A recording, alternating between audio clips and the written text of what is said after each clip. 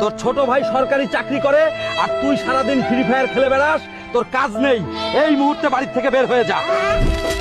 ঠিক আছে বাবা, বাড়ির থেকে বের হয়ে গেলাম, কোটি টাকার মালিক হয়ে তবেই বাড়ি ফিরবো।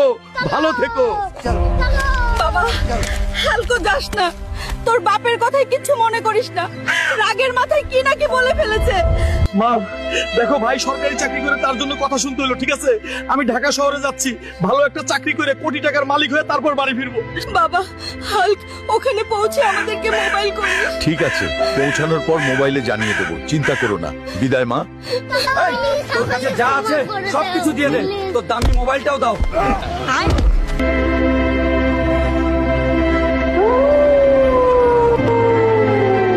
হে মালিক, আমাকে রক্ষা করো।